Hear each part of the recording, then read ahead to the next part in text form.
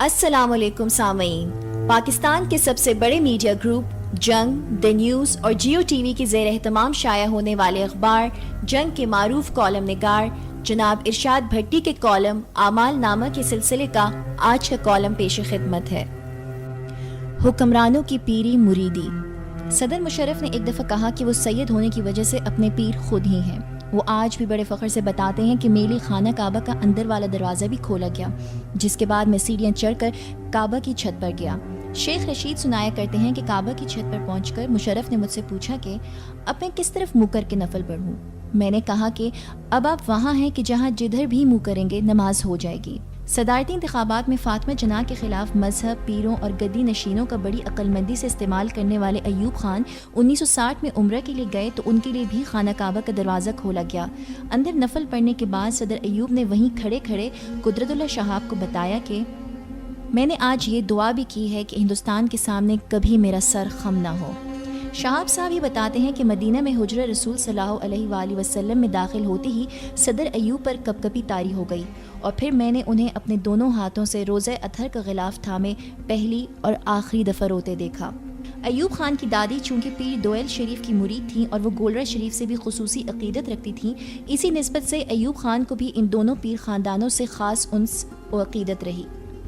Governor general Ghulam محمد کے پیر حاجی وارث شاہ تھے۔ لکھنؤ کے نواحی قصبے دیوہ شریف میں دفن حاجی وارث شاہ کی گورنر جنرل کے بیڈ روم میں موجود تصویر پر روزانہ بیوروکریٹس اور سیاستدان خوشامد کے تازہ پھول چڑھاتے، جعلی مرادیں اور نقلی منتیں مانی جاتی، اور پھر گورنر جنرل کو ان منتوں اور مرادوں کے پورا ہونے کے من گھڑت قصے سنائے جاتے، اور صورتحال یہاں تک پہنچ گئی تھی کہ گلے میں کیمرہ لٹکائے ہر وقت غلام محمد کے ارد گرد منڈلاتے اور ان کی تصویریں کھینچتے حسین شہید سہروردی، جو بعد میں وزیر اعظم بن گئے، نے ایک دن پیر صاحب کی تصویر کے سامنے ماتھا ٹیکنے کے بعد رو رو کر غلام محمد کو بتایا کہ رات خواب میں پیر سائیں فرما رہے تھے کہ غلام محمد کا خیال رکھا کرو، وہ اکیلا پورا ملک چلا رہا ہے۔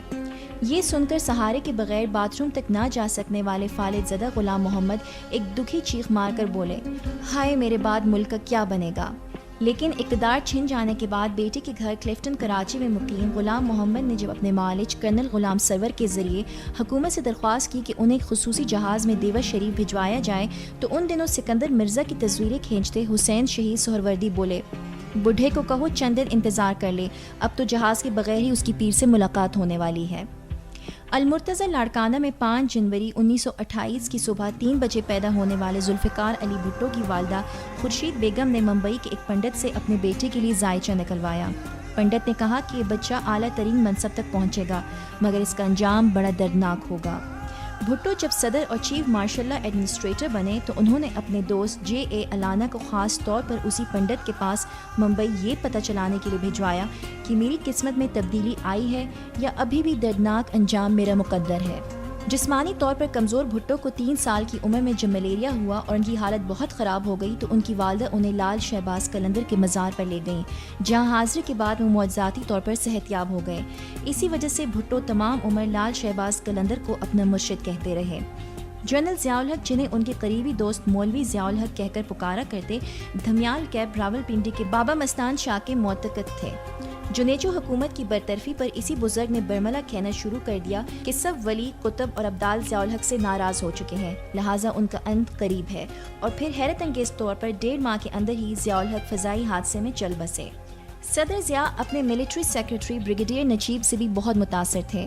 ضیاء الحق کوئی فیصلہ کرنے سے پہلے کسی روحانی سلسلے منسلک اور قرآن و حدیث پر عبور رکھنے والے بریگیڈیئر نجیب سے مشورہ مانگا کرتے، جو استخارہ کر کے انہیں اپنی رائے دیتے۔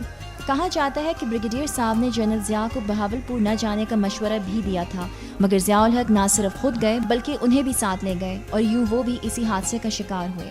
بے نظیر بھٹو نے کئی دفعہ اجمیر شریف حاضری دی۔ وہ بنگلہ دیش گئیں تو فرید پور جا کر پیر چشتی سے ملی، جنہوں نے بی بی سے کہا کہ اب کی بار جب آم پکیں گے تو آپ کی گود ہری ہوگی۔ تب بختاور پیدا ہوئی۔ ایبٹ آباد کے نواح میں بابا دھنکا تھے، جن سے کمر پر لاٹھیاں کھانا مبارک سمجھا جاتا تھا۔ بی بی متعدد دفعہ وہاں گئی اور لاٹھیاں کھا کر آئیں۔ ہاکی کے سابق کھلاڑی اور موجودہ سیاستدان اختر رسول کے ساتھ بڑی عقیدت اور محبت سے ڈاکٹر طاہر القادری کو حج کروانے اور کندھوں پر بٹھا کر غار ہرت تک لے جانے والے وزیر اعظم نواز شریف بھی پیروں فقیروں پر بہت یقین رکھتے ہیں۔ داتا دربار اور بری امام کے مزاروں پر گھنٹوں بیٹھنے والے میاں صاحب بھی ایبٹ آباد گئے اور بابا ڈھنکر سے لاٹھیاں کھا کر لوٹے۔ صدقہ دینے، دعائیں کروانے اور گھر میں باقاعدگی سے ختم قرآن اور نعت خوانی کرانے اور اپنے لیے 2 کے ہندسے کو مبارک سمجھتے نواز شریف اکثر اہم اجلاس ہفتے کے دوسرے دن منگل یا اس کے بعد رکھتے ہیں۔ ان کی سیاست میں 2 کا ہندسہ نمایاں نظر آتا ہے۔ مذہب سے واجبی لگاؤ رکھنے والے شوکت عزیز اپنی سیاست کی طرح اپنی مذہبی رسومات میں بھی میڈیا کوریج نہ بھولتے۔ جیسے جب وہ خانہ کعبہ کے اندر جانے لگے تو پہلی سیڑھی پر کھڑے ہو کر خصوصی طور پر احرام میں تصویر بنوائی اور پھر اسے میڈیا میں ریلیز کروایا۔ دورہ ایران کے دوران زیارات کرتے ہوئے ایک روزہ مبارک پر انہوں نے اس وقت تک 2 نفل نماز شروع نہ کی کہ جب تک کہیں پیچھے رہ جانے والی سرکاری میڈیا ٹیم پہنچ نہ گئی۔ ان کے مذہبی رجحان کا اندازہ اس بات سے بھی لگایا جا سکتا ہے کہ جس رات لال مسجد آپریشن شروع ہو رہا تھا اور پورا ملک خوف، تشویش اور پریشانی میں مبتلا تھا، عین انہی لمحوں میں وزیر اعظم شوکت عزیز اپنے دوستوں کے ہمراہ بلو ایریا اسلام آباد میں کلفیاں کھا رہے تھے۔ زرداری صاحب نے پیری فقیری میں پامسٹری، ستارہ شناسی اور علم نجوم کو ملا کر ایک نئی دنیا کی بنیاد رکھی۔ زرداری صاحب نے ایک دفعہ بتایا کہ ایک نجومی نے ان کی بہن فریال تالپور کو بہت پہلے کہہ دیا تھا کہ وہ صدر بنیں گے۔ ان کا ایک آسٹریولوجسٹ بھارت میں جبکہ ایک پامسٹر دبئی میں ہوتا ہے۔ گجرانوالہ کے پیر اجاز تو مکمل پروٹوکول کے ساتھ آخری وقت تک ایوان صدر میں رہے۔ زرداری صاحب اپنی روحانی ٹیم کے احکامات کی روشنی میں زندگی بسر کرتے ہیں۔ صدارت کے دنوں میں جب ان کی روحانی ٹیم کہتی کہ وہ پہاڑوں کے قریب چلے جائیں تو وہ اسلام آباد آ جاتے، جب ٹیم حکم دیتی کہ پانی کے قریب پہنچے تو وہ کراچی چلے جاتے، اور اپنی ٹیم کے کہنے پر وہ وقتاً فوقتاً 7 سمندر پار دبئی یا لندن بھی آتے جاتے رہے۔ مرچوں سے نظر بد اتارنا اور کالے بکروں کا صدقہ زرداری صاحب کا معمول ہے۔ چودھری شجاعت کے پیر مولانا جان محمد ہیں۔ چودھری برادران مولانا طارق جمیل سے بھی بہت متاثر ہیں۔ راجہ پرویز اشرف تربیلا کے صوفی حمید کے مرید ہیں۔ مولانا فضل الرحمان کے پیر مولانا حسن جان تھے جو 2007 میں قتل ہوئے۔ قارئین کرام، جب عبداللہ شاہ غازی کے مزار پر اگلے 5 سالوں کو محفوظ بنانے کے لیے ایک بزرگ کے بتائے ہوئے وظیفے پڑھنے والے لیاقت علی خان 1 ہفتے بعد ہی گولیوں کا نشانہ بن جاتے ہیں، ایک رات اپنی بیگم ناہید مرزا کے ساتھ اقتدار کی مضبوطی کے لیے 45 سے زیادہ منتیں اور مرادیں ماننے والے سکندر مرزا کو صرف 3 دن بعد ہی اقتدار سے ایسے جانا پڑ جاتا ہے کہ پھر انہیں ملک میں قبر کی جگہ بھی نہیں ملتی۔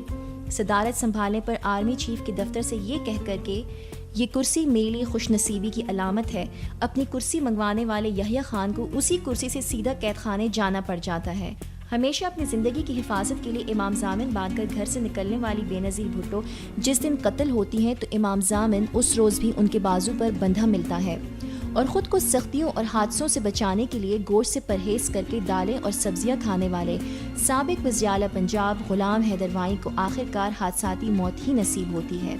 تو اقتدار کے گرد گھومتی اس پیری مریدی ان مذہبی شارٹ کٹوں کے لاحاصل نظاروں اور ہر ٹونا ٹوٹکا کر کے بھی دردناک انجاموں سے بچ نہ پائے اپنے بڑوں کو دیکھنے کے بعد مجھے اللہ کا فرمان یاد آ جاتا ہے کہ اور جو بھروسہ کرے اللہ پر وہ اسے کافی ہے، مگر کاش جا چکے یہ سمجھ پاتے، اور کاش آج کسی کی سمجھ میں یہ آ جائے۔